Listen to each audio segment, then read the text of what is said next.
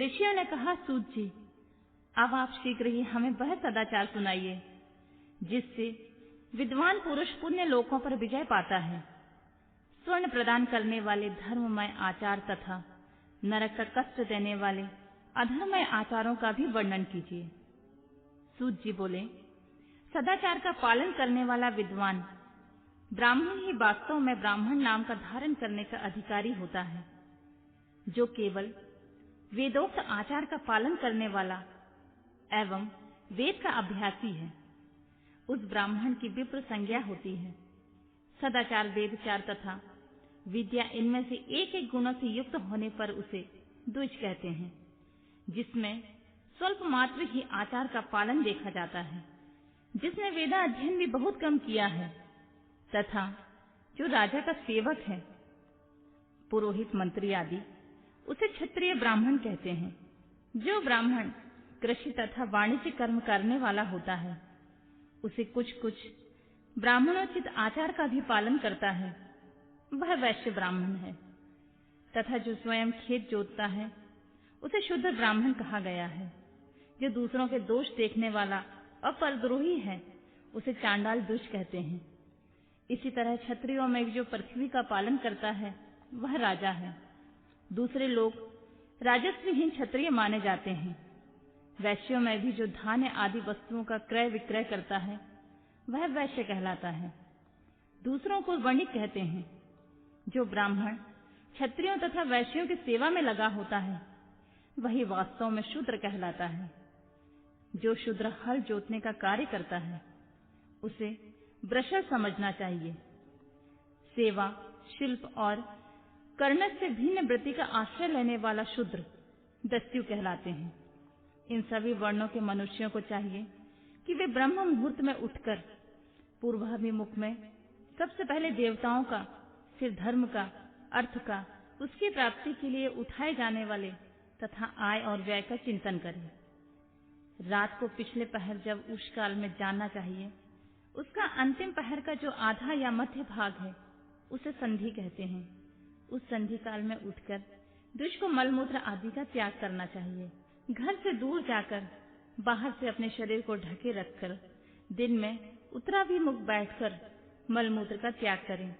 यदि उत्तराभिमुख बैठने में कोई रुकावट हो तो दूसरे दिशा में मुख करके बैठें। जल, अग्नि, ब्राह्मण आदि तथा देवताओं का सामना बचाकर बैठें। मल त्याग कर उठने पर फिर उस मल को ना देखें तथा किसी वृक्ष के पत्ते से अथवा उसके पतले काट से जल के बाहर दंतवन करना चाहिए। उस समय तर्जनी अंगुली का प्रयोग ना करें। यह दंत शुद्धि का विधान बताया गया है। तदनंतर जल संबंधी देवताओं को नमस्कार करके मंत्र पाठ करते हुए जलाशय में स्नान करें। यदि कंठ तक या कमर तक पानी में खड़े होने की शक्ति ना हो तो घुटने तक जल में खड़ा होकर अपने ऊपर जल छिड़ककर मंत्रोच्चारण पूर्वक स्नान कार्य संपन्न करें। विद्वान पुरुष को चाहिए कि वहां तीर्थ जल से देवता आदि का स्नानांग तर्पण भी करें। इसके पश्चात धौत वस्त्र लेकर 5 कच्छ करके उसका धारण करें।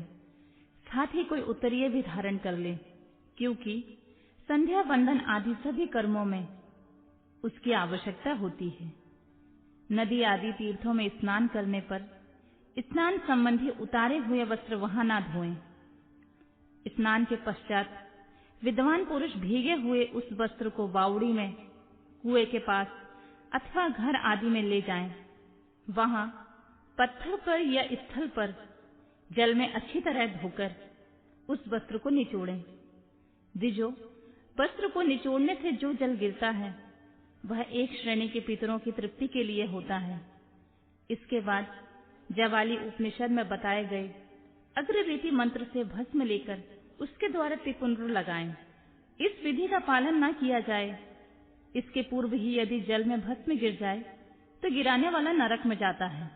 आपो ही इष्ठा इत्यादि मंत्र से पाप शांति के लिए सिर पर जल छिड़कें तथा यश छायाए इस मंत्र को पढ़कर पैर पर जल छिड़कें।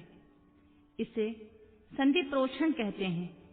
आपो ही इष्ठा इत्यादि मंत्र में 3 ऋचाएं हैं और प्रत्येक ऋचा में गायत्री छंद के 3-3 चरण हैं। इनमें से प्रथम ऋचा के 3 चरणों का पाठ करते हुए क्रमशः पैर, मस्तक और हृदय में जल छिड़कें। दूसरी ऋचा के 3 चरणों को पढ़कर क्रमशः मस्तक, हृदय और पैर में जल छिड़कें तथा तीसरी ऋचा के 3 चरणों का पाठ करते हुए क्रमशः हृदय, पैर और मस्तक पे जल से प्रोक्षण करें। इसे विद्वान पुरुष मंत्र स्नान मानते हैं। किसी अपवित्र वस्तु से किंचित स्पर्श हो जाने पर अथवा स्वास्थ्य ठीक न रहने पर, राजा और राष्ट्र पर भय उपस्थित होने पर तथा यात्रा काल में जल की उपलब्धि न होने की विवशता आ जाने पर मंत्र स्नान करना चाहिए। प्रातः काल सूर्याश्रमा, मनुष्य इत्यादि का सूर्यानुवाक से तथा सायंकाल अग्निश्रय तथा मनुष्य इत्यादि अग्नि संबंधी अनुवाक से जल का आचमन करके पुनः जल से अपने अंगों को प्रोक्षण करें। मध्याह्न काल में भी आपह पुनंतु इस मंत्र से आचमन करके पूर्व व्रत प्रोक्षण या मार्जन करना चाहिए। प्रातः काल के संध्या उपासना में गायत्री मंत्र का जप करके 3 बार ऊपर की ओर सूर्य देव को अर्घ्य देना चाहिए। ब्राह्मणों, मध्याह्न काल में गायत्री मंत्र के उच्चारण पूर्वक सूर्य को एक ही अर्घ्य देना चाहिए। फिर सायंकाल आने पर पश्चिम की ओर मुख करके बैठ जाएं और पृथ्वी पर सूर्य के लिए अर्घ्य दें, ऊपर की ओर नहीं। प्रातः काल और मध्याह्न के समय अंजलि में अर्घ्य जल लेकर अंगुलियों की ओर से सूर्य देवता के लिए अर्घ्य दें। फिर अंगुलियों के छिद्र से ढलते हुए सूर्य को देखें तथा उनके लिए स्वतः प्रदक्षिणा करके शुद्ध आचमन करें। सायंकाल में सूर्यास्त से 2 घड़ी पहले की हुई संध्या निष्फल होती है, क्योंकि वह सायंकाल संध्या का समय नहीं होता है। ठीक समय पर संध्या करना चाहिए, ऐसे शास्त्र की आज्ञा है। यदि संध्या उपासना किए बिना दिन बीत जाए तो प्रत्येक समय के लिए क्रमशः प्रायश्चित करना चाहिए। यदि एक दिन बीते तो प्रत्येक बीते हुए दिन के सायंकाल के लिए नित्य नियम के अतिरिक्त 100 गायत्री मंत्र का अधिक जाप करें। यदि नित्य कर्म से लुप्त हुए 10 दिन से अधिक दिन बीत जाए तो उसके लिए प्रायश्चित के रूप में 1 लाख गायत्री का जप करना चाहिए। यदि 1 मास तक नित्य कर्म छूट जाए तो पुनः अपना उपनयन संस्कार कराएं। अर्थ सिद्धि के लिए ईश, गौरी, कार्तिकीय, विष्णु, ब्रह्मा, चंद्रमा और यम का तथा ऐसे ही अन्य देवताओं का भी शुद्ध जल से तर्पण करें। फिर तर्पण कर्म को ब्रह्मापर्ण करके शुद्ध आचमन करें। तीर्थ के दक्षिण प्रशस्त्र मठ में, मंत्रालय में, देवालय में, घर में तथा अन्य किसी नियत स्नान में आसन पर स्थिरता पूर्वक बैठकर विद्वान पुरुष अपनी बुद्धि को स्थिर करें और संपूर्ण देवताओं को नमस्कार करके पहले प्रणव का जप करने के पश्चात गायत्री मंत्र की आवृत्ति करें। प्रणव के आ, उ तथा मा, इन तीनों अक्षरों से जीव और ब्रह्मा की एकता का प्रतिपादन होता है। इस बात को जानकर प्रणव ओम का जप करना चाहिए। जप काल में यह भावना करनी चाहिए कि इन तीनों लोकों की सृष्टि करने वाले ब्रह्मा, पालन करने वाले विष्णु तथा संहार करने वाले रुद्र की जो स्वयं प्रकाश चिन्मय है उपासना करते हैं, वह ब्रह्म स्वरूप ओमकार हमारी कर्मेंद्रियां और ज्ञानेंद्रियों की वृत्तियों को, मन की वृत्तियों को तथा बुद्धि वृत्तियों को सदा भोग तथा मोक्ष प्रदान करने वाले धर्म एवं ज्ञान की ओर प्रेरित करें। प्रणव के इस अर्थ का बुद्धि के द्वारा चिंतन करता हुआ जो इसका जप करता है वह निश्चित ही ब्रह्मलोक को प्राप्त कर लेता है, अथवा अर्थानुसंधान के बिना भी प्रणव का नित्य जाप करना चाहिए। इससे ब्राह्मण तत्व की पूर्ति होती है। ब्राह्मणत्व की पूर्ति के लिए एक श्रेष्ठ ब्राह्मण को प्रतिदिन प्रातः काल 1 सहस्त्र गायत्री मंत्र का जप करना चाहिए। मध्याह्न काल में 100 बार और सायंकाल में 28 बार जप की विधि है। अन्य वर्ण के लोगों को अर्थात क्षत्रिय और वैश्य को 3 संध्याओं के समय यथा खाद्य गायत्री जप करना चाहिए। शरीर के भीतर मूलाधार, स्वाधिष्ठान, मणिपुर, अनाहत, आज्ञा और सहस्त्रतार, ये 6 चक्र हैं। इनमें मूलाधार से लेकर सहस्त्रतार तक 6 स्थानों में क्रमशः विदेश्वर, ब्रह्मा, विष्णु, ईश, जीवात्मा और परमेश्वर स्थित हैं। इन सब में ब्रह्मा बुद्धि करके इनकी एकता का निश्चय करें और वह ब्रह्मा मैं हूँ ऐसी भावना पूर्वक प्रत्येक श्वास के साथ सोहम का जाप करें। उन्हीं विदेश्वर आदि का ब्रह्म रत्न आदि में इन शरीर में बाहर भी भावना करें। प्रकृति के विकार रूप महत्व से लेकर पंचभूत पर्यंत तत्वों से बना हुआ शरीर जो है, ऐसे सहस्त्रों शरीरों का एक एक अब्जा गायत्री के जप से एक एक के क्रम से अतिक्रमण करके जीव को धीरे धीरे परमात्मा से संयुक्त करें। यह जप का तत्व बताया गया है। 100 अथवा 28 मंत्रों के जप से उतने ही शरीरों का अतिक्रमण होता है। इस प्रकार जो मंत्रों का जप है, इसी को आदि क्रम से वास्तविक जप करना चाहिए। सहस्त्र बार किया हुआ जप ब्रह्मलोक प्रदान करने वाला होता है, ऐसा जानना चाहिए। 100 बार किया हुआ जप इंद्रपद की प्राप्ति कराने वाला माना गया है। ब्राह्मणेतर पुरुष आत्मरक्षा के लिए जो स्वल्प मात्रा में जप करता है, वह ब्राह्मण के कुल में जन्म लेता है। प्रतिदिन सूर्योपासना करके उपयुक्त रूप से जप का अनुष्ठान करना चाहिए। 12 लाख गायत्री का जप करने वाला पुरुष पूर्ण रूप से ब्राह्मण कहा गया है। जिस ब्राह्मण ने 1 लाख गायत्री का जप न किया हो, उसे वैदिक कार्य में न लगाएं। 70 वर्ष की अवस्था तक नियम पूर्वक पालन करें। इसके बाद ग्रह त्याग का संन्यास ले लें। परिव्राजक या सन्यासी पुरुष नित्य प्रातः काल 12,000 प्रणव का जाप करें। यदि एक दिन में इस नियम का उल्लंघन हो जाए तो दूसरे दिन उसके बदले में उतना ही मंत्र और अधिक जपना चाहिए तथा सदा इस प्रकार जप को चलाने का प्रयत्न करना चाहिए। यदि क्रमशः 1 मास में आदि इसका उल्लंघन हो गया तो 1.5 लाख जप करके उसका प्रायश्चित करना चाहिए। इससे अधिक समय तक नियम का उल्लंघन हो जाए तो पुनः नए सिरे से गुरु के नियम का ग्रहण करें। ऐसे करने से दोषों की शांति होती है, अन्यथा वह रौरव नरक में जाता है। जो सकाम भावनाओं से युक्त गृहस्थ ब्राह्मण है, उसी को धर्म अथवा अर्थ के लिए यत्न करना चाहिए। मुमुक्षु ब्राह्मण की तो सदा ज्ञान का अभ्यास करना चाहिए। धर्म से अर्थ की प्राप्ति होती है, अर्थ से भोग सुलभ होता है, फिर उस भोग से वैराग्य की सद्भावना होती है। धर्म पूर्वक उपार्जित धन से जो भोग प्राप्त होता है, उससे एक दिन अवश्य वैराग्य का उदय होता है। धर्म के विपरीत अधर्म से उपार्जित हुए धन के द्वारा जो भोग प्राप्त होता है, उससे भोगों के प्रति आसक्ति उत्पन्न होती है। मनुष्य धर्म से धन पाता है, तपस्या से उसे दिव्य रूप की प्राप्ति होती है। कामनाओं का त्याग करने वाले पुरुष के अंतःकरण की शुद्धि होती है। उस शुद्धि से ज्ञान का उदय होता है, इसमें संशय नहीं है। सतयुग आदि में तप को ही प्रशस्त कहा गया है, किंतु कलयुग में द्वादश धर्म, दान आदि अच्छा माना गया है। सतयुग में ध्यान से, त्रेता में तपस्या से और द्वापर में यज्ञ करने से ज्ञान की सिद्धि होती है, परंतु कलयुग में प्रतिमा की पूजा से ज्ञान लाभ होता है। अधर्म हिंसा रूप है और धर्म सुख रूप है। अधर्म से मनुष्य दुख पाता है और धर्म से वह सुख और अभ्युदय का भागी होता है। दुराचार से दुख प्राप्त होता है और सदाचार से सुख। अतः भोग और मोक्ष की सिद्धि के लिए धर्म का उपार्जन करना चाहिए।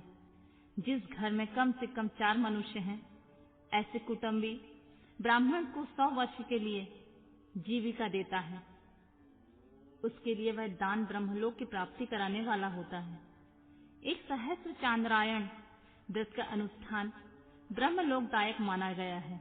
जो क्षत्रिय 1 सहस्त्र कुटुंब को जीविका और आवास देता है, उसका वह कर्म इंद्रलोक की प्राप्ति कराने वाला होता है। 10,000 कुटुंबियों को दिया हुआ आश्रय दान ब्रह्मलोक प्रदान करता है। दाता पुरुष जिस देवता के सामने रखकर दान करता है, अर्थात वह दान के द्वारा जिस देवता को प्रसन्न करना चाहता है, उसी का लोक उसे प्राप्त होता है। यह बात वेद वेदता पुरुष अच्छी तरह जानते हैं। धनहीन पुरुष सदा तपस्या का उपार्जन करें, क्योंकि तपस्या और तीर्थ सेवन से अक्षय सुख पाकर मनुष्य उसका उपभोग करता है। अतः मैं न्यायतः धर्म के उपार्जन की विधि बता रहा हूँ। ब्राह्मण को चाहिए कि वह सदा सावधान रहकर विशुद्ध प्रतिग्रह, दान ग्रहण तथा याजन यज्ञ कराने आदि से धन का अर्जन करे। वह इसके लिए कहीं दीनता न दिखाए और न अत्यंत क्लेशदायक कर्म ही करे। क्षत्रिय बाहुबल से धन का उपार्जन करे और वैश्यकृति और गौरक्षा से न्यायोपार्जित धन का दान करने से दाता को ज्ञान की सिद्धि प्राप्त होती है। ज्ञान सिद्धि द्वारा पुरुषों को गुरु कृपा, मोक्ष सिद्धि सुलभ होती है। मोक्ष से स्वरूप की सिद्धि प्राप्त होती है, जिससे मुक्त पुरुष परमानंद का अनुभव करता है।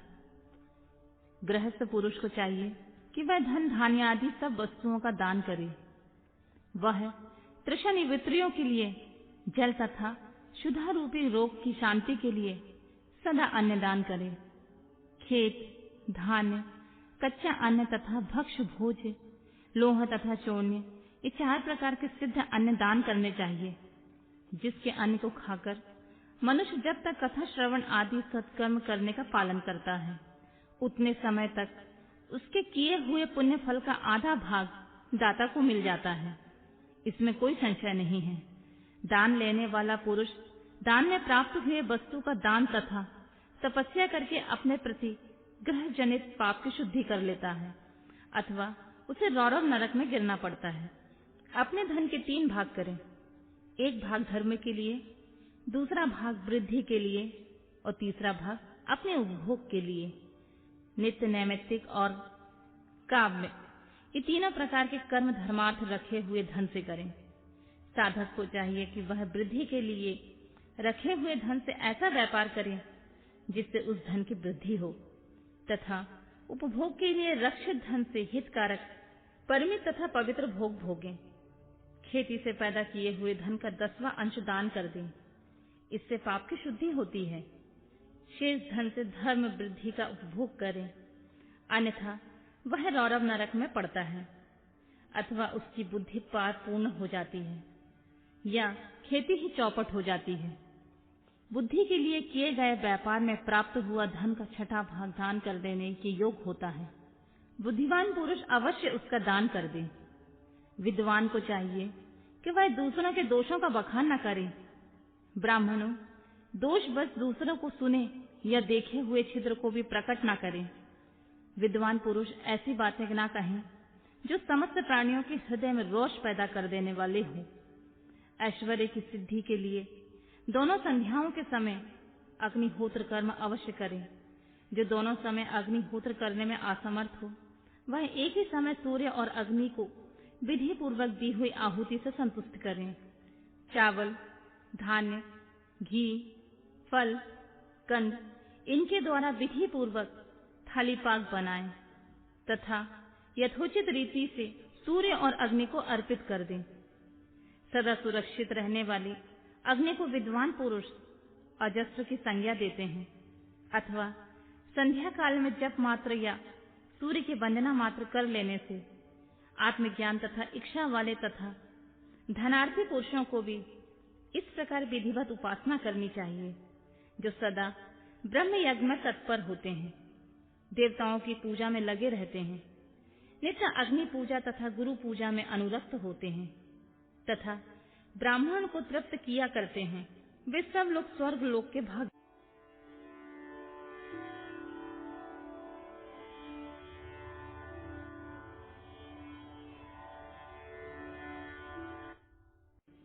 ऋषियों ने कहा, प्रभु, अग्नि यज्ञ, देव यज्ञ, ब्रह्म यज्ञ, गुरु पूजा तथा ब्रह्म तृप्ति का हमारे समक्ष क्रमशः वर्णन कीजिए। सूत जी बोले, महर्षियों, गृहस्थ पुरुष अग्नि के सायंकाल और प्रातः काल जो चावल आदि का द्रव्य में आहुति देता है, उसी को अग्नि यज्ञ कहते हैं। जो ब्रह्मचर्य आश्रम में स्थित है, उन ब्रह्मचारियों के लिए समिधा का आधान ही अग्नि यज्ञ है। वे समिधा का ही अग्नि में हवन करें। ब्राह्मणों, ब्रह्मचर्य आश्रम में निवास करने वाले द्विजों का जब तक विवाह न हो जाए और वे उपासना अग्नि की प्रतिष्ठा न कर ले, तब तक उनके लिए अग्नि में समिधा की आहुति, व्रत आदि का पालन तथा विशेष यजन आदि ही कर्तव्य है। उनके लिए यह अग्नि यज्ञ है। द्विजों, जिन्होंने ब्रह्मा अग्नि को विसर्जित करके अपनी आत्मा में ही अग्नि का आरोप कर लिया है, ऐसे वानप्रस्थियों और सन्यासियों के लिए यही हवन या अग्नि यज्ञ है। और वे विहित समय पर हितकर, परिमित और पवित्र अन्न का भोजन कर लें।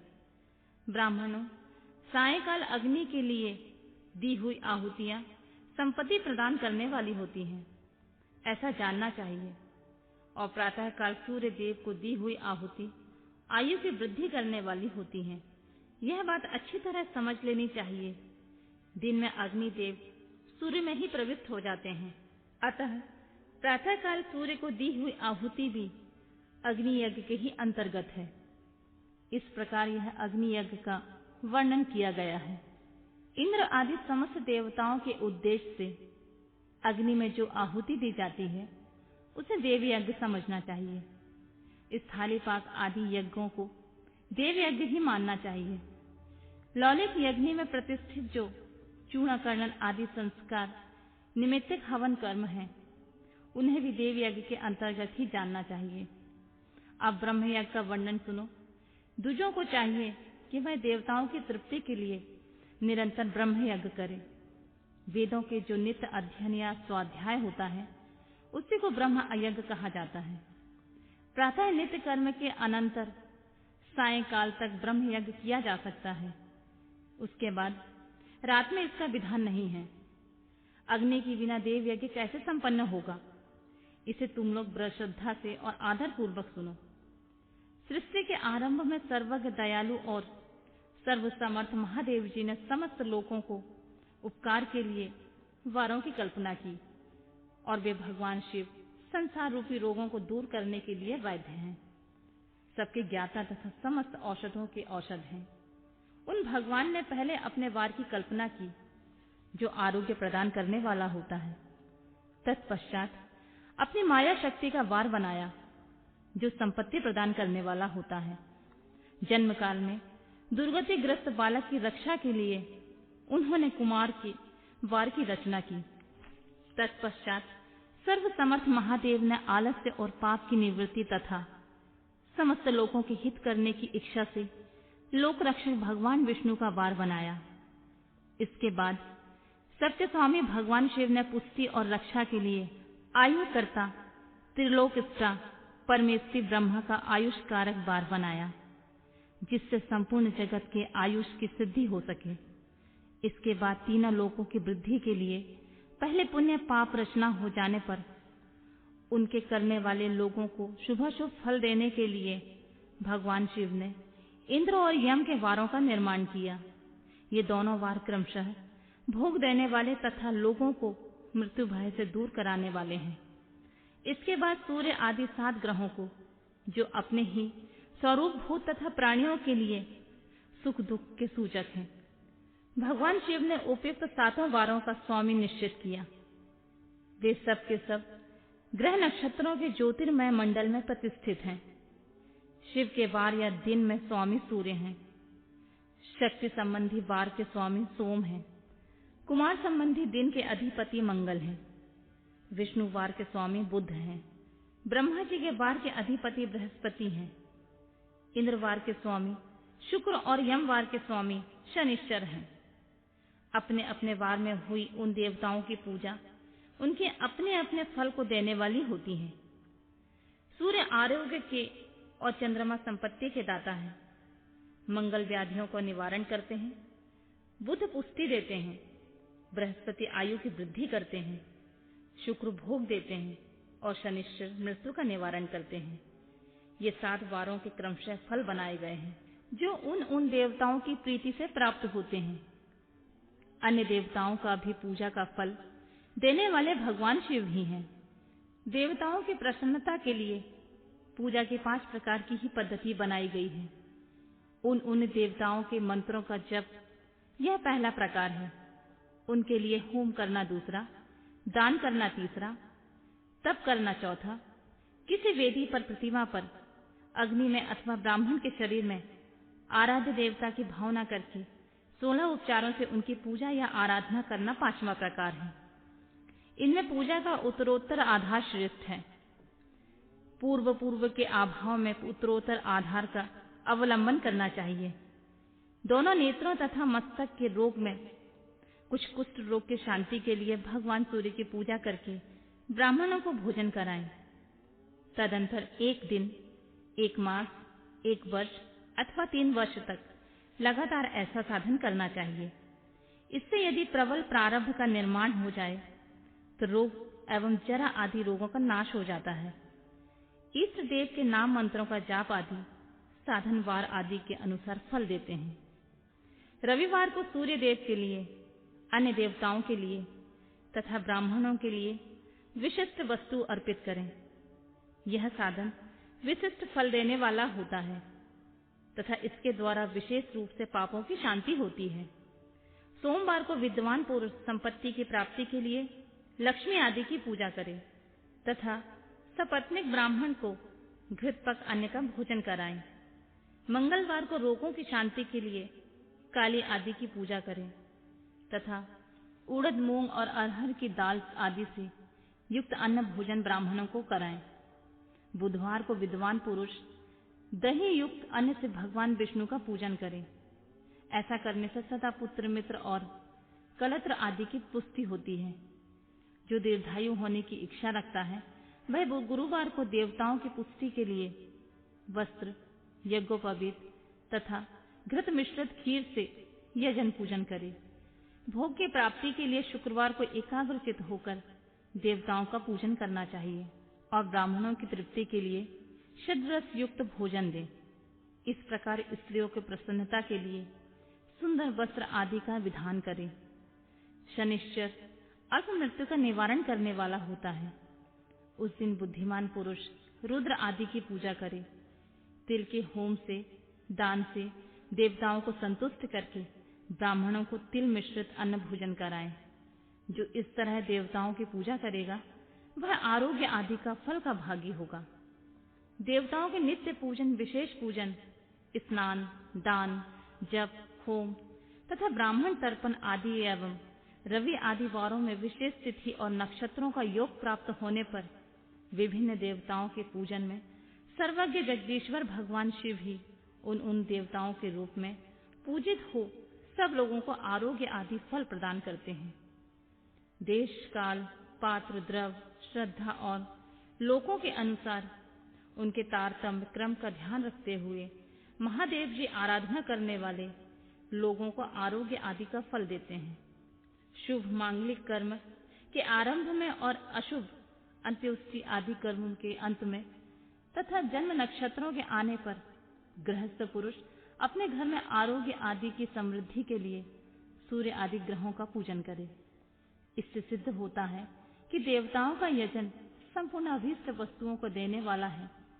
ब्राह्मणों का देव यजन कर्म वैदिक मंत्र के साथ होना चाहिए। यहाँ ब्राह्मण शब्द क्षत्रिय और वैश्य का भी उपलक्षण है। शूद्र आदि दूसरों का देव यज्ञ तांत्रिक विधि से होना चाहिए। शुभ फल की इच्छा रखने वाले मनुष्य को 7 ही दिन में अपनी शक्ति के अनुसार सदा देव पूजा करना चाहिए। निर्धन मनुष्य तपस्या, व्रत आदि का कष्ट सहन आदि द्वारा धनी धन के द्वारा देवताओं की आराधना करे। वह बार बार श्रद्धा पूर्वक इस तरह धर्म का अनुष्ठान करता है और बारंबार पुण्य लोकों के नाना प्रकार के फल भोगकर पुनः इस पृथ्वी पर जन्म ग्रहण करता है। धनवान पुरुष सदा भूख शुद्धि के लिए मार्ग में वृक्षादि लगाकर लोगों के लिए छाया की व्यवस्था करे। जलाशय, कुआं, बावली और पोखरे बनवाए। वेद शास्त्रों की प्रतिष्ठा के लिए पाठशाला का निर्माण करे तथा अन्य प्रकार से भी धर्म का संग्रह करता रहे। धनी को यह सब कार्य सदा ही करते रहना चाहिए। समयानुसार पुण्य कर्मों की परिक्रमा से अंतःकरण शुद्ध होने पर ज्ञान की सिद्धि होती है। द्विजो, जो इस अध्याय को सुनता, पढ़ता अथवा सुनने की व्यवस्था करता है, उसे देव यज्ञ का फल भी प्राप्त होता है।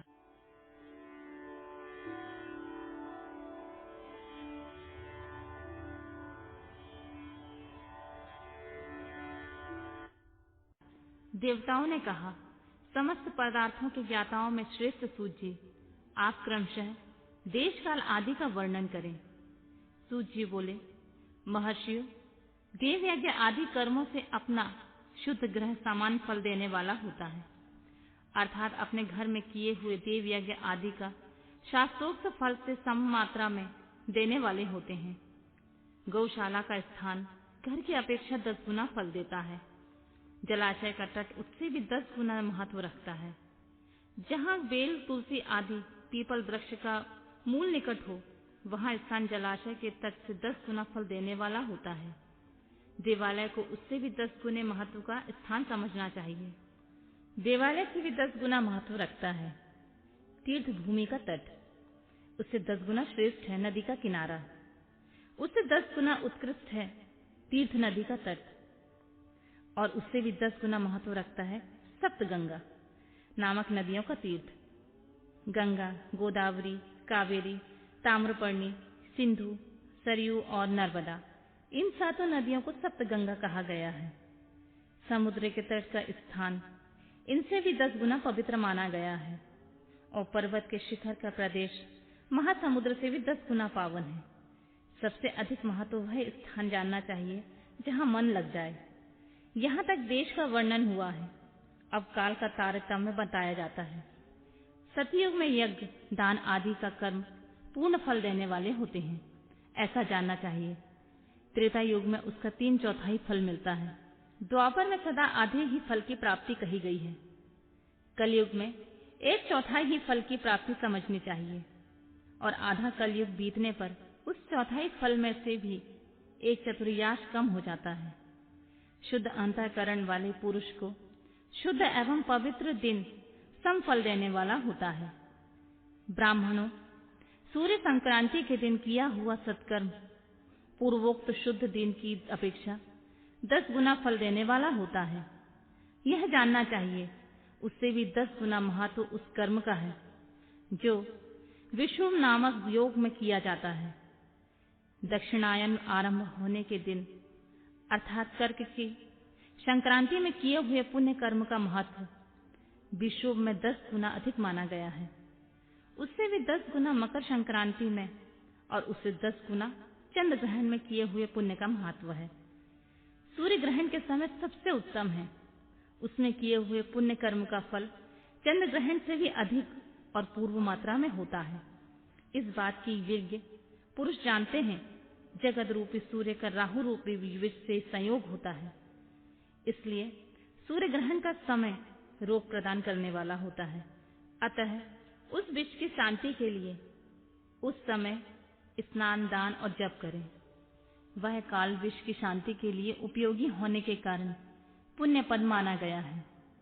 जन्म नक्षत्र के दिन तथा व्रत की पूर्ति के दिन समय सूर्य ग्रहण के समान ही समझा जाना चाहिए, परंतु महापुरुषों के संग का काल करोड़ों सूर्य ग्रहण के समान पावन है, ऐसा ज्ञानी पुरुष जानते मानते हैं। तपोनिष्ठ योगी तथा ज्ञाननिष्ठ यति ये पूजा के पात्र हैं, क्योंकि ये पापों के नाश के कारण होते हैं। जिसने 24 लाख गायत्री का जप कर लिया हो, वह ब्राह्मण भी पूजा का उत्तम पात्र है। वह संपूर्ण फलों और भोगों को दान देने में समर्थ है। जो पतन से त्राण करता है अर्थात नरक में गिरने से बचाता है, उसके लिए इसी गुण के कारण शास्त्र में पात्र शब्द का प्रयोग किया गया है। वह दाता का पातक से त्राण करने के कारण पात्र कहलाता है।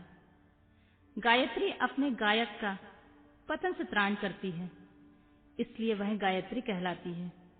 जैसे इस लोक में जो धनहीन है, जो दूसरों को धन नहीं देता, जो यहाँ धनवान है वही दूसरों को धन दे सकता है, उसी तरह जो स्वयं शुद्ध और पवित्र आत्मा है वही दूसरे मनुष्यों का त्राण या उद्धार कर सकता है। जो गायत्री का जप करके शुद्ध हो गया है वही शुद्ध ब्राह्मण कहलाता है। इसीलिए दान, जप, ओम और पूजा सभी कर्मों के लिए वही शुद्धि पात्र होता है। ऐसा ब्राह्मण ही दान और रक्षा करने की पात्रता रखता है। स्त्री हो या पुरुष, जो भी भूखा हो वही अन्न दान का पात्र है। जिसको जिस वस्तु की इच्छा हो उसे वह वस्तु बिना मांगे ही दे दी जाए तो उस दान का पूरा पूरा फल प्राप्त होता है। ऐसा महर्षियों की मान्यता है कि जो सवाल या याचना करने के बाद दिया गया हो वह दान आधा ही फल देने वाला होता है। अपने सेवक को दिया हुआ दान 1/4 फल देने वाला होता है। विप्रवरु, जो जाति मात्र से ब्राह्मण है और दीनता पूर्वक वृत्ति से जीवन बिता रहा है, उसे दिया हुआ धन का दान दाता को इस भूतल पर 10 वर्षों तक भोग प्रदान करने वाला होता है। वही दान यदि वेद वेत्ता ब्राह्मण को दिया जाए तो वह स्वर्ग लोक में देवताओं की वर्ष से 10 वर्षों तक दिव्य भोग देने वाला होता है। शील और उच्च वृत्ति से लाया हुआ और गुरु दक्षिणा में प्राप्त हुआ अन्य धन शुद्ध द्रव्य कहलाता है। उसका दान दाता को पूर्ण फल देने वाला बताया गया है। क्षत्रियों का शौर्य से कमाया हुआ धन, वैश्यों का व्यापार से आया हुआ और शूद्रों का सेवा वृत्ति से किया प्राप्त हुआ धन उत्तम द्रव्य कहलाता है। धर्म की इच्छा रखने वाली स्त्रियों को जो धन पिता अथवा पति से मिला हुआ होता है उनके लिए वह उत्तम द्रव्य है। गौ आदि 12 वस्तुओं से चैत्र आदि 12 महीनों में क्रमशः दान करना चाहिए। गौ, भूमि, तिल, स्वर्ण, घी, वस्त्र, दान, गुड़, चांदी, नमक, कोहड़ा और कन्या, ये सभी 12 वस्तुएं होती हैं। इनमें गौदान से कायिक, वाचिक और मानसिक पापों का निवारण तथा कायिक आदि पुण्य कर्मों की पुष्टि होती है। ब्राह्मणों, भूमि का दान इंद्रलोक और परलोक की प्रतिष्ठा की प्राप्ति कराने वाला होता है। तिल का दान बलवर्धक और मृत्यु का निवारक होता है। सुवर्ण का दान जठर अग्नि को बढ़ाने वाला तथा वीर्यदायक होता है। घी का दान पुष्टिकारक होता है। वस्त्र का दान आयु की वृद्धि कराने वाला होता है, ऐसा जानना चाहिए। धान्य का दान अन्य धन की समृद्धि का कारण होता है। गुड़ का दान मधुर भोजन प्राप्ति कराने वाला होता है। चांदी के दान से वीर्य की वृद्धि होती है। लवण के दान षड्रस भोजन की प्राप्ति कराता है। सब प्रकार का दान सारी समृद्धि के लिए, सिद्धि के लिए होता है। विद्वान पुरुष कुष्मांड के दान को पुष्टिदायक मानते हैं। कन्या का दान आजीवन भोग देने वाला कहा गया है। ब्राह्मणों, वह लोक और परलोक में भी संपूर्ण भोगों की प्राप्ति कराने वाला होता है। विद्वान पुरुष को चाहिए कि जिन वस्तुओं के श्रवण आदि इंद्रियों से तृप्ति होती है उनका सदा दान करें। श्रोत आदि 10 इंद्रियों को, जो शब्द आदि इस 10 विषय हैं, उनका दान किया जाए तो वे भोगों की प्राप्ति कराते हैं तथा दिशा आदि इंद्रिय देवताओं को संतुष्ट करते हैं। वेद और शास्त्रों के गुरुमुख से ग्रहण करके गुरु के उपदेश से अथवा स्वयं ही बोध कराने के पश्चात जो बुद्धि का यह निश्चय होता है कि कर्मों का फल अवश्य मिलता है, इसी को उच्च कोटि की आस्तिकता कहते हैं। भाई बंधु अथवा राजा के भय से जो आस्तिकता बुद्धि या श्रद्धा होती है वह कनिष्ठ श्रेणी की आस्तिकता है जो सर्वथा दरिद्र है। इसलिए जिसके पास सभी वस्तुओं का अभाव है वह वाणी अथवा कर्म द्वारा यजन करे। मंत्र, स्तोत्र और जप आदि को वाणी द्वारा किया गया यजन समझना चाहिए तथा तीर्थ यात्रा और व्रत आदि को विद्वान पुरुष शारीरिक यजन मानते हैं। जिस किसी भी उपाय से थोड़ा हो या बहुत देवतार्पण बुद्धि से जो किया हुआ हो अथवा किया जाए वह दान या सत्कर्म भोगों की प्राप्ति कराने में समर्थ होता है। तपस्या, दान ये 2 कर्म मनुष्य को सदा करने चाहिए। ऐसा ग्रह दान का योग करना चाहिए जो अपने वर्ण, चमक दमक या सफाई और गुण सुख सुविधा से सुशोभित हो। बुद्धिमान पुरुष देवताओं की तृप्ति के लिए जो कुछ देते हैं वह अतिशय मात्रा में और सब प्रकार के भोग प्रदान करने वाला होता है। उस दान को विद्वान पुरुष इहलोक और परलोक में उत्तम जन्म तथा सदा सुलभ होने वाला भोग पाता है। ईश्वरार्पण बुद्धि से यज्ञ दान आदि कर्म करके मनुष्य मोक्ष फल का भागी हो।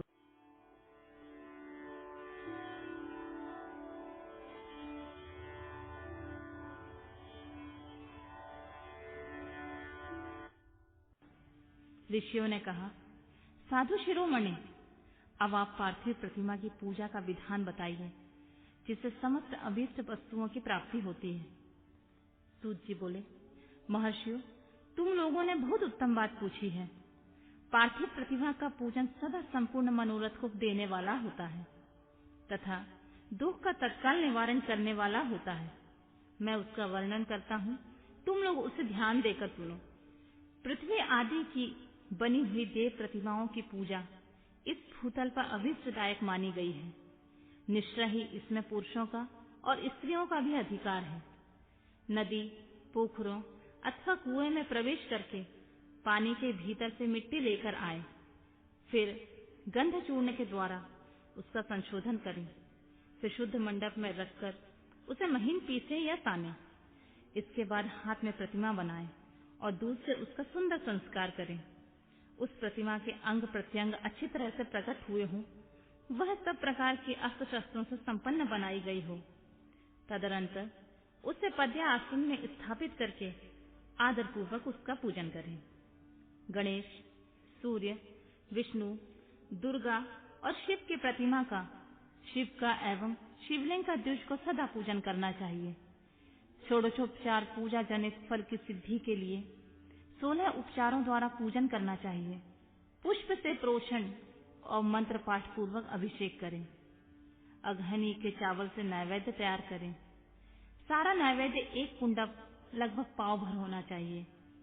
घर में पार्थिव पूजन के लिए एक कुंडप और बाहर किसी मनुष्य द्वारा स्थापित शिवलिंग की पूजा के लिए एक सेर भर नैवेद्य तैयार करना आवश्यक है, ऐसा जानना चाहिए। देवताओं द्वारा स्थापित शिवलिंग के लिए 3 सेर नैवेद्य अर्पित करना उचित है और स्वयं प्रकट हुए स्वयंभू लिंग को 5 सेर, ऐसा करने पर पूर्ण फल की प्राप्ति समझनी चाहिए। इस प्रकार सहस्त्र पूजा करने से द्विज सत्यलोक को प्राप्त कर लेता है।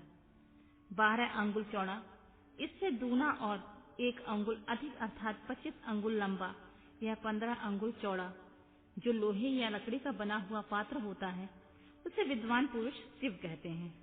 उसका 8वां भाग प्रस्थ कहलाता है, जो 4 कुड़ब के बराबर माना गया है।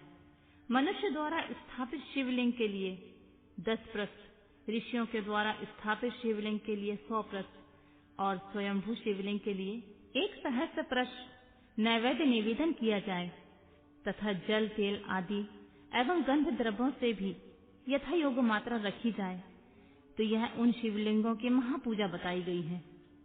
देवता का अभिषेक करने से आत्मशुद्धि होती है, गंध से पुण्य की प्राप्ति होती है, नैवेद्य लगाने से आयु बढ़ती है और तृप्ति होती है, धूप निवेदन करने से धन की प्राप्ति होती है, दीप दिखाने से ज्ञान का उदय होता है और तांबूल समर्पण करने से भोग की उपलब्धि होती है। इसीलिए स्नान आदि 6 उपचारों को यंत्र पूर्वक अर्पित करें। नमस्कार और जप, ये दोनों संपूर्ण अभीष्ट फल को देने वाले होते हैं।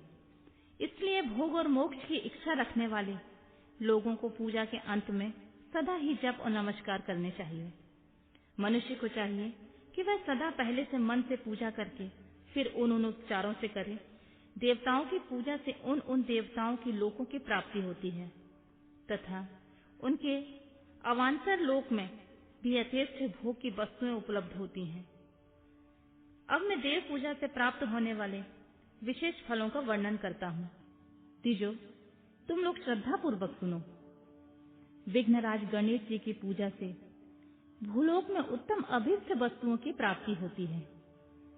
शुक्रवार को श्रावण और भाद्रपद मासों में शुक्ल पक्ष की चतुर्थी को और पौष मास में शतभिषा नक्षत्र के आने पर विधि पूर्वक गणेश जी की पूजा करनी चाहिए। 100 या सहस्त्र दिनों में 100 या सहस्त्र बार पूजा करें।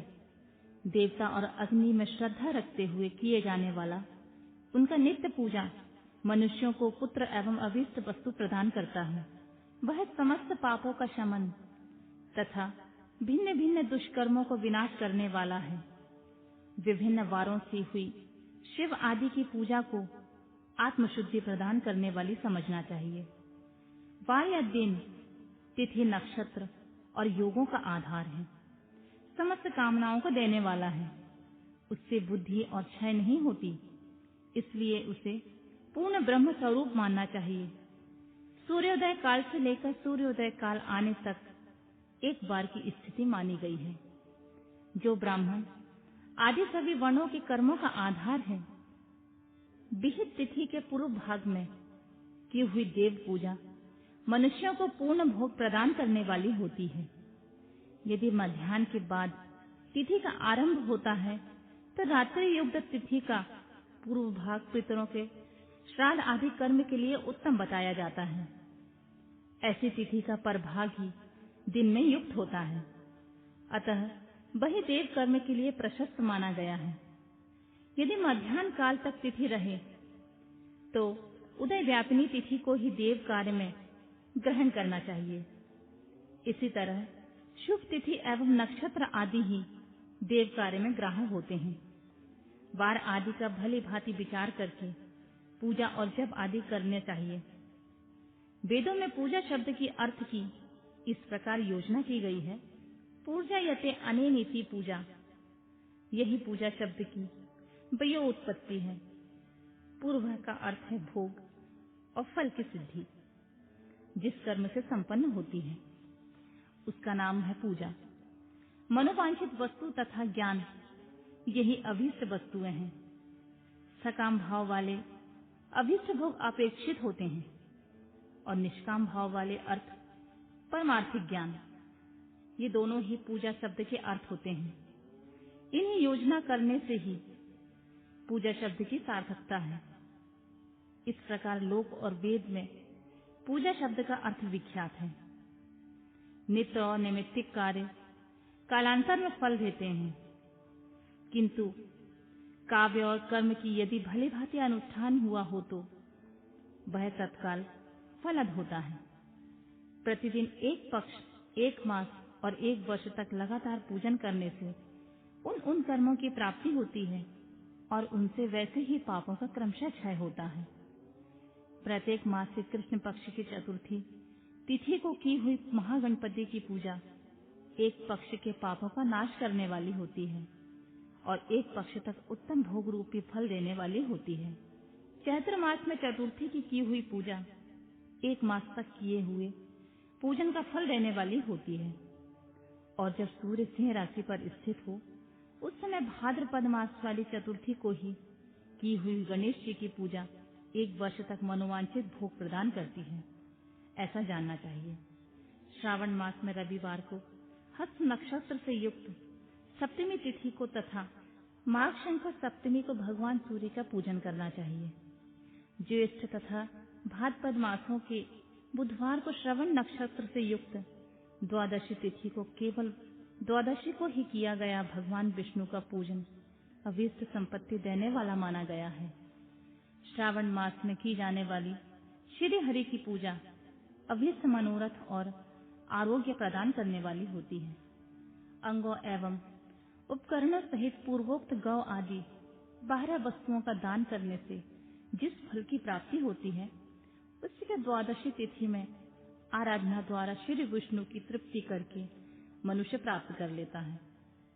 जो द्वादशी तिथि को भगवान विष्णु के 12 नामों द्वारा 12 ब्राह्मणों को षोडोपचार पूजन करता है वह उनकी प्रसन्नता प्राप्त कर लेता है। इसी प्रकार संपूर्ण देवताओं के विभिन्न 12 नामों द्वारा किया हुआ 12 ब्राह्मणों का पूजन उन देवताओं को प्रसन्न करने वाला होता है। कर्क की संक्रांति से युक्त श्रावण मास में नवमी तिथि को मृगशिरा नक्षत्र के योग में अंबिका का पूजन करें। वे संपूर्ण मनोवांछित भोगों तथा फलों को देने वाली हैं।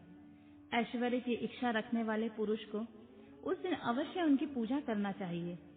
अश्विन माह में शुक्ल पक्ष की नवमी तिथि संपूर्ण अभीष्ट फल देने वाली होती है। उसी मास के कृष्ण पक्ष की चतुर्दशी को यदि रविवार पड़ा हो तो उस दिन का विशेष महत्व बढ़ जाता है। उसके साथ ही यदि आद्रा और महाआद्रा सूर्य संक्रांति से युक्त आद्रा का योग हो तो उस अवसर पर की हुई शिव पूजा का विशेष महत्व माना गया है।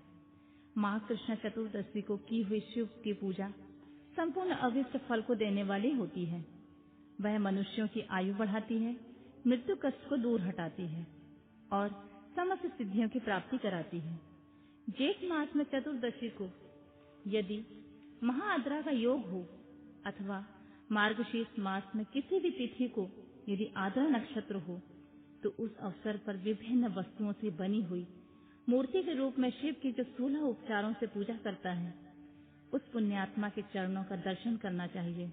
भगवान शिव की पूजा मनुष्यों को भोग और मोक्ष देने वाली होती है, ऐसा जानना चाहिए।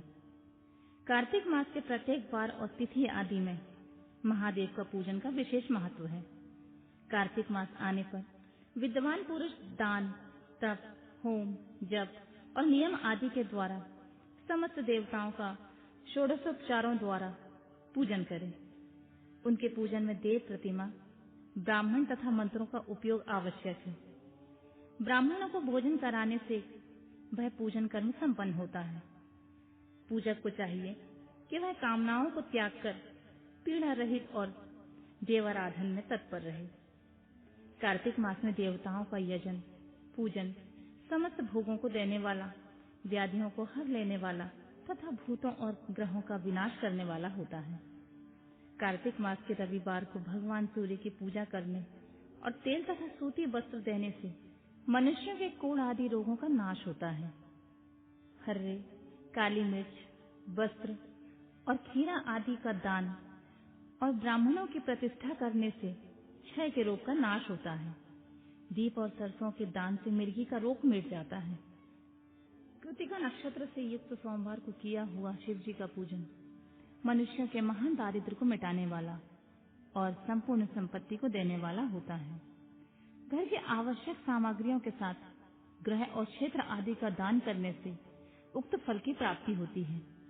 कृतिका युक्त मंगलवार को श्री स्कंदन का पूजन करने से तथा दीपक एवं घंटा आदि के दान देने से मनुष्यों को शीघ्र ही वाक सिद्धि प्राप्त हो जाती है। उनके मुंह से निकली हुई हर बात सत्य हो जाती है। कृतिका युक्त बुधवारों को किया हुआ श्री विष्णु जी का यजन तथा दही भात का दान मनुष्यों को उत्तम संतान की प्राप्ति कराने वाला होता है। कृतिका युक्त गुरुवार को धन से ब्रह्मा जी का पूजन तथा मधु, सोना और घी का दान करने से मनुष्य के भोग वैभव की वृद्धि होती है। कृतिका युक्त शुक्रवारों को गजानन गणेश जी की पूजा करने से तथा गंध, पुष्प एवं अन्य का दान देने से मानवों के भोग की पदार्थों की वृद्धि होती है। उस दिन सोना, चांदी आदि का दान करने से बांध्या को भी उत्तम पुत्र की प्राप्ति होती है। कृतिका युक्त शनिवार को दिव्य पाकों की वंदना, दिग्गजों, नागों और सेतपालों का पूजन, त्रिनेत्रधारी रुद्र, पापहारी विष्णु और ज्ञानदाता ब्रह्मा का आराधन और धन्वंतरी एवं दोनों अश्विन कुमारों का पूजन करने से रोग, दुर्मृत्यु एवं अकाल मृत्यु का निवारण होता है तथा तात्कालिक व्याधियों की शांति हो जाती है। नमक, लोहा, तेल और उड़द आदि का त्रिकुट, सौंठ, पीपल और गोल मिर्च, फल, गंध और जल आदि का, घृत आदि द्रव पदार्थों का और सुवर्ण, मोती एवं कठोर वस्तुओं का दान देने से स्वर्गलोक की प्राप्ति होती है। इनमें से नमक आदि का मान कम से कम 1 प्रस्थ सेर होना चाहिए। सुवर्ण आदि का मान कम से कम 1 पल। धन की संक्रांति से युक्त पौष मास में उषा काल में शिव आदि समस्त देवताओं का पूजन क्रमशः समस्त सिद्धियों को प्राप्ति कराने वाला होता है। इस पूजन के अर्घनी के चावल से तैयार किए गए हव्य का नैवेद्य उत्तम बताया जाता है। पौष मास में नाना प्रकार के अन्न का नैवेद्य विशेष महत्व रखता है। मार्गशीर्ष मास में केवल अन्न का दान करने वाले मनुष्य को ही संपूर्ण अभीष्ट फलों की प्राप्ति हो जाती है। मार्गशीर्ष मास में अन्न का दान करने वाले मनुष्यों के सारे पाप नष्ट हो जाते हैं। वह अभीष्ट सिद्धि, आरोग्य, धर्म, वेद का सम्यक ज्ञान, उत्तम अनुष्ठान का फल, इहलोक एवं परलोक में महान भोग अंत में सनातन योग, मोक्ष तथा वेदांत ज्ञान की सिद्धि प्राप्त कर लेता है। जो भोग की इच्छा रखने वाला होता है, वह मनुष्य मार्गशीर्ष माघ आने पर कम से कम 3 दिन भी उषा काल में अवश्य देवताओं का पूजन करे और पौष मास में पूजन से खाली न जाने दे। उषा काल से लेकर शैव काल तक और पूषा काल में पूजन का विशेष महत्व माना गया है। पौष मास में पूरे महीने भर जितेंद्रिय और निराहार रहकर द्विज प्रातः काल से मध्याह्न काल तक वेद माता गायत्री का जप करे। तत्पश्चात रात को सोने के समय तक पंचाक्षर आदि मंत्रों का जप करे। ऐसा करने वाला ब्राह्मण ज्ञान पाकर शरीर छूटने के बाद मोक्ष प्राप्त कर लेता है। द्विजेतर नर नारियों को त्रिकाल स्नान एवं पंचाक्षर मंत्र के ही निरंतर जप से विशुद्ध ज्ञान प्राप्त हो जाता है। इस मंत्रों का सदा जाप करने से बड़े बड़े पापों का भी नाश हो जाता है। सदा चराचर जगत बिंदु नाद स्वरूप है, बिंदु शक्ति है और नाद शिव। इस तरह यह जगत शिव शक्ति स्वरूप ही है।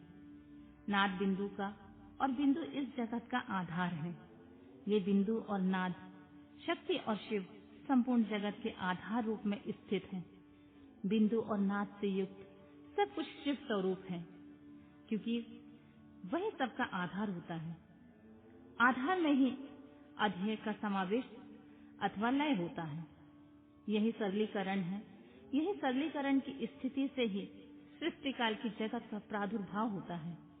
इसमें संशय नहीं है। शिवलिंग बिंदी नाद स्वरूप है, अतः उसे जगत का कारण बताया जाता है। बिंदु देव है और नाद शिव। इन दोनों का संयुक्त रूप ही शिवलिंग कहलाता है। अतः जन्म से संकट से छुटकारा पाने के लिए शिवलिंग की पूजा करनी चाहिए। बिंदु रूपा देवी उमा माता है और नाद स्वरूप भगवान शिव पिता। इन माता पिता को पूजित होने से परमानंद की ही प्राप्ति होती है। अतः परमात्मा का लाभ लेने के लिए शिवलिंग का विशेष रूप से पूजन करना चाहिए। देवी उमा जगत की माता है और भगवान शिव जगत के पिता। जो इनकी सेवा करता है, उस पुत्र पर उन दोनों माता पिता की कृपा नित्य अधिकाधिक बढ़ती रहती है। वह पूजक पर कृपा करके उसे अपना आंतरिक ऐश्वर्य प्रदान करते हैं। अतः मुनीश्वरों, आंतरिक आनंद की प्राप्ति के लिए शिवलिंग को माता पिता का स्वरूप मानकर उनकी पूजा करनी चाहिए। भर्ग शिव पुरुष रूप है और भर्गा शिव अथवा शक्ति प्रकृति कहलाती हैं। अव्यक्त आंतरिक अधिष्ठान रूप गर्भ को पुरुष कहते हैं और सुव्यक्त आंतरिक अधिष्ठान भूत गर्भ को प्रकृति। पुरुष आदि गर्भ है। वह प्रकृति रूप गर्भ से युक्त होने के कारण गर्भवान है, क्योंकि वही पुरुष प्रकृति का जनक है। प्रकृति में पुरुष का संयोग होता है। यही पुरुष से उसका प्रथम जन्म कहलाता है।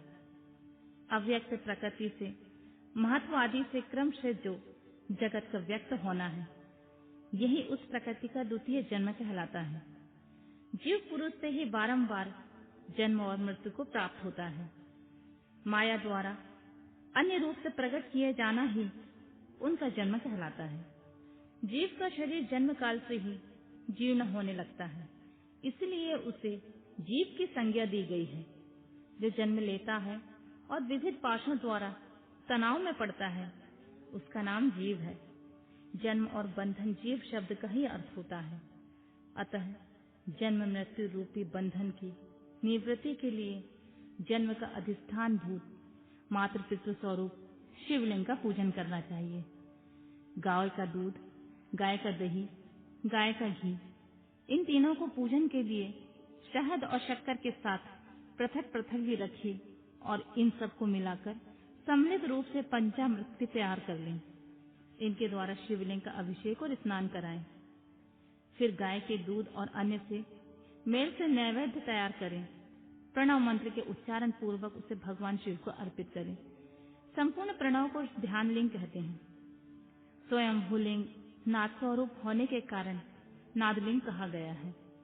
यंत्र या अर्धाविंद स्वरूप होने के कारण बिंदुलिंग के रूप में विख्यात हैं।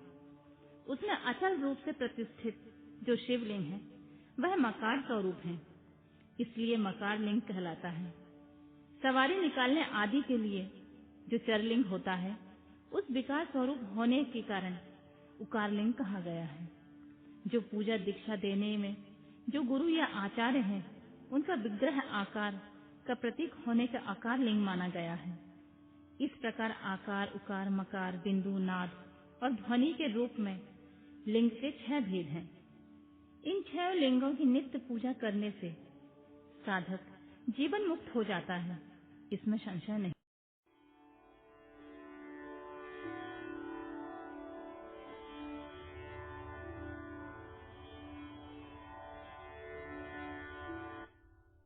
ऋषियों ने कहा, सूत जी, अब आप शीघ्र ही हमें वह सदाचार सुनाइए जिससे विद्वान पुरुष पुण्य लोकों पर विजय पाता है।